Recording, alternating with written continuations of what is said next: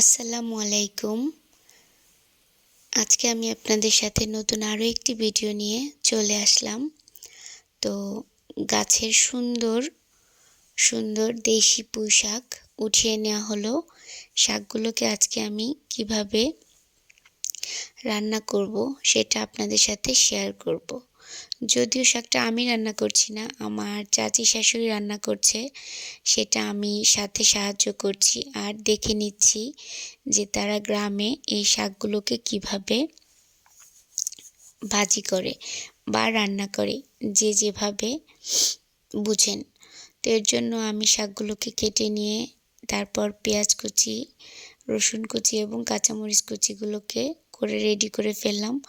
আর চাচি এই সময় এর ফাঁকে শাকগুলোকে সুন্দর করে ধুয়ে নিচ্ছে আর ধুয়ে নিয়ে রেডি করে নিয়ে এসেছে। শাকগুলোকে এখন বসিয়ে দিচ্ছে। তো সামান্য কিছু লবণ দিয়ে শাকগুলোকে ভাপাতে দিয়ে দিয়েছে।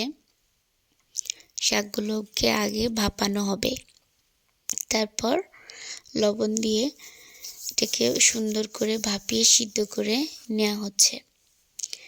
তারপর কিছুক্ষণ নাড়াচাড়া দিয়ে লবণটাকে মিক্সড করে দেওয়া হচ্ছে, যেন শাকগুলোর মধ্যে লবণটা সুন্দরভাবে মিক্সড হয়ে যায়। তারপর এটার মধ্যে পেঁয়াজ, কাঁচামরিচ এবং পরিমাণ মতো অল্প কিছু রসুন দিয়ে আবারও ভালোভাবে পানিটাকে শুকিয়ে নেওয়া হচ্ছে। শাকের পানিটা ফেলা হয়নি, কারণ পানিটা আগে সুন্দরভাবে ঝরিয়ে নেওয়া হয়েছিল। অল্প কিছু পানি ছিল, সেটা আগুনে জাল দিয়ে শুকিয়ে নেওয়া হয়েছে। এই হলো আমার চাচি শাশুড়ি, আর সে শাকটা আজকে কত সুন্দরভাবে ভাজি করছে। তো তেল গরম করে এর মধ্যে পেঁয়াজ কুচি এবং রসুন কুচি দিয়ে দিয়েছে, আর এটাকে সুন্দর করে বাদামি কালার করার পর এটার মধ্যে এখন কালিজিরা দিয়ে দিবে।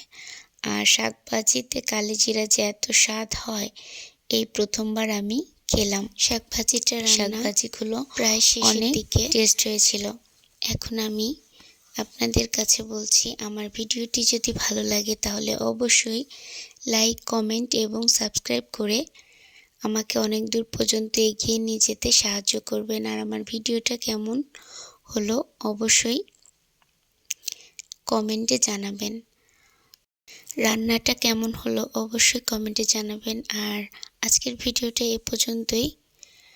আল্লাহ হাফেজ। আসসালামু আলাইকুম।